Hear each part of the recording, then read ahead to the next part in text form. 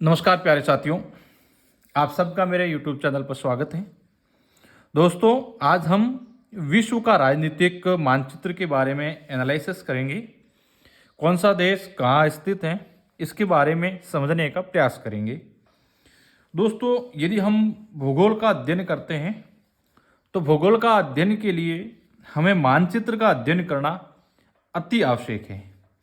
यदि हमें कौन सा देश कहाँ स्थित है, उनकी लोकेशन यदि हमें जानकारी है तो हम आसानी से प्रश्नों को सरल कर सकते हैं और हम संसार को जान सकते हैं कि कौन सा देश किस स्थिति में स्थित है। तो दोस्तों, आपके सामने ये ऊपर से नीचे की ओर रेखाएं दिखाई दे रही हैं, जिसे हम उत्तर से दक्षिण की ओर रेखाएं खींची हुई मान सकते हैं। इन जो रेखा हैं, इन रेखाओं को हम देशांतर रेखाएं कहते हैं। इसके साथ साथ आपको पूर्व से पश्चिम की ओर जो आपको रेखाएं दिखाई दे रही है, इन रेखाओं को हम अक्षांश रेखाएं कहते हैं। शॉर्ट में कहूँ तो उत्तर से दक्षिण में खींची गई रेखा को देशांतर कहते हैं। पूर्व से पश्चिम की ओर खींची गई रेखा को हम अक्षांश रेखा कहते हैं। अब आपके सामने एक इधर का मैप दिखाई दे रहा है, एक इस साइड का मैप दिखाई दे रहा है। जो मैप आपको दिखाई दे रहा है, इसे हम पूर्वी गोलार्ध कहते हैं, और इस तरफ का जो आपके सामने मैप दिखाई दे रहा है, इसे हम पश्चिमी गोलार्ध कहते हैं। ये पूर्वी गोलार्ध है, ये पश्चिमी गोलार्ध है। ठीक है, ये मोटा मोटा हम थोड़ा देख लेते हैं। अब हम पूर्वी गोलार्ध के अंदर कौन कौन से देश स्थित हैं, उसके बारे में हम जानकारी प्राप्त करते हैं। सबसे पहले हम अपने भारत की बात करें तो ये हमारा भारत है। इस भारत के दक्षिण में यहाँ हिंद महासागर है। इधर हम पूर्व की बात करें तो बंगाल की खाड़ी है, और पश्चिम के अंदर ये अरब सागर है।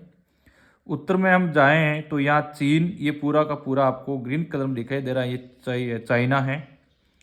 इधर ये पाकिस्तान है। पाकिस्तान के ऊपर जाएंगे तो अफगानिस्तान है, यहाँ हमारा काबुल आ जाता है। इससे ऊपर बढ़ते हैं यहाँ कजाकिस्तान है, और यहाँ मंगोलिया है।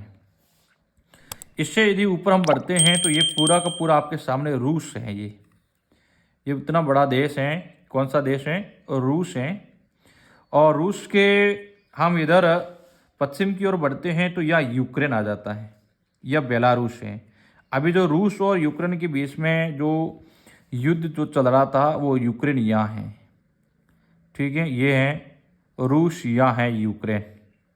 यूक्रेन के राष्ट्रपति अभी अमेरिका गए थे, अमेरिका यहाँ स्थित है, इतना दूर है। ठीक है, और हम इसके नीचे फिर आते हैं तो बहुत सारे देश हैं। ठीक है, यहाँ पोलैंड यहाँ आ जाता है, या रोमानिया स्थित हैं। इसके नीचे यहाँ यूक्रेन आ जाएगा। इसके बाद तुर्की यहाँ स्थित हैं, या ईरान, इराक भारत के यहाँ पश्चिम की ओर हैं, या सऊदी अरब यहाँ है। ठीक है, इसके हम नीचे चलते हैं तो यहाँ ओमान की खाड़ी है। ठीक है, या ओमान, या यमन। ठीक है, इसके हम नीचे चलते हैं तो ये आपके सामने दिखाई दे रहा है, ये है लाल सागर। ठीक है, कौन सा सागर है? लाल सागर। और ये है भूमध्य सागर। लाल सागर और भूमध्य सागर को जोड़ने वाली नहर, जिसको हम बोलते हैं स्वेज नहर, जो इन दोनों सागरों को जोड़ती हैं। यदि भारत का कोई जहाज इस दिशा में जाना है तो भारत का जहाज अरब सागर को पार करती हुई लाल सागर में जाता है। फिर हमें भूमध्य सागर में जाना है तो यहाँ से स्वेज नहर को पार की जाती है। ठीक है, पहले भारत को इधर से इतना घूम के जाना पड़ता था। अब ये स्वेज नहर बनने के बाद में हम इस पश्चिमी देशों के हम जा सकते हैं। ठीक है, उससे नीचे यदि आए तो ये पूरा का पूरा जो नक्शा आपको दिखाई दे रहा है, ये है अफ्रीका। कौन सा है? अफ्रीका महाद्वीप, इसको हम कहते हैं। अफ्रीका के अंदर कौन कौन से देश हैं? जिसमें लीबिया, मिस्र गणराज्य, सूडान जिसकी राजधानी खार्तूम, दक्षिणी सूडान, युगांडा, यह है इथोपिया। ठीक है, या इथोपिया, या सोमालिया, केनिया। ये नीचे जाएंगे तो तंजानिया, इससे नीचे जाएंगे मोजाम्बिक, जिम्बाब्वे, बोत्सवाना। ठीक है, नामीबिया, जहाँ से चित्ते लाए थे ना भारत के अंदर, तो वो नामीबिया यहाँ स्थित है। ठीक है। इससे ऊपर बढ़ते हैं तो यह अंगोला, बड़े बड़े देश जैसे यह कांगो, नाइजीरिया, ठीक है। यह नाइजीरिया, ये पूरा देश है, दोनों मिलकर के ये बनता है, ठीक है। नक्शा 2 पेज पर है। उससे हम जाते हैं ऊपर, अल्जीरिया यहाँ स्थित है, या मोरक्को है, ठीक है। और यहाँ गिनी यहाँ है। इससे हम ऊपर चलते हैं तो यहाँ स्पेन यहाँ आ जाता है, ठीक है। फ्रांस यहाँ है। फ्रांस से ऊपर चलते हैं तो जर्मनी आ जाता है, और जर्मनी से यहाँ है ग्रेट ब्रिटेन, जिसे हम इंग्लैंड कहते थे, ठीक है। इंग्लैंड यहाँ है। यहाँ से अंग्रेज़ों ने यहाँ पर राज किया था, ठीक है। अंग्रेज़ कहाँ से आते थे? यहाँ से, इस रास्ते से अंग्रेज है वो सबसे पहले मुंबई की ओर आ जाते, ठीक है। इतना दूरी है तो भी इन्होंने भारत के ऊपर जो शासन किया था। यह नॉर्वे आ जाता है, उसके बाद में यहाँ आइसलैंड आ जाता है, ठीक है। हम इधर चलते हैं तो भारत के जो पूर्व की ओर चलते हैं तो यहाँ ताइवान आ जाता है, या वियतनाम है, या थाईलैंड यहाँ स्थित है, सुमात्रा, फिलीपींस यहाँ स्थित है, बोर्नियो, इंडोनेशिया, जापान, दक्षिणी कोरिया या उत्तरी कोरिया, चाइना के पास में दक्षिणी कोरिया और उत्तरी कोरिया, ठीक है। और यह ताइवान यहाँ जाता है। नीचे चलते हैं तो ऑस्ट्रेलिया यहाँ है, ठीक है। या मेलबर्न, कैनबरा यहाँ है, ठीक है। पर्थ, ठीक है। ये पूरा का पूरा ऑस्ट्रेलिया महाद्वीप है, इसके अंदर बहुत सारे छोटे छोटे देश भी हैं।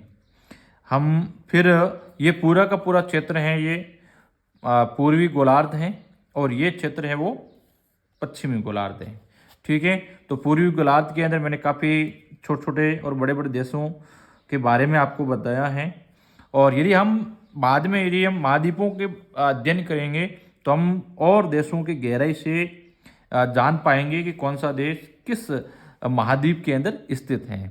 आज हम मोटा मोटा इस मानचित्र के अंदर पूरे महाद्वीप को एक साथ पढ़ने का प्रयास कर रहे हैं, ठीक है।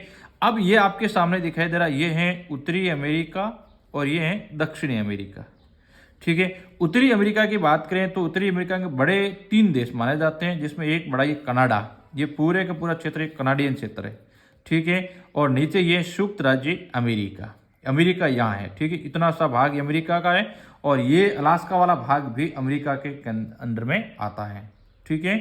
ये अलास्का और अमेरिका इतना ही है, ठीक है। जिसके राष्ट्रपति कौन है? डोनाल्ड ट्रंप है। और अमेरिका की राजधानी ये वाशिंगटन डीसी यहाँ है, ठीक है।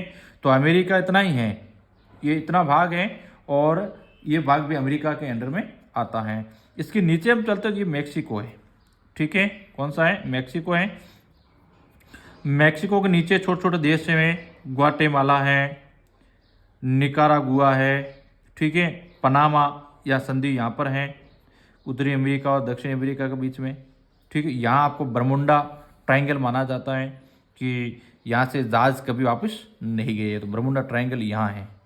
ये आपके ग्रीनलैंड आ जाता है, ठीक है। हम दक्षिण की ओर जाएँ तो यहाँ ये है दक्षिणी अमेरिका, जिसके अंदर कौन कौन से देश देख ली।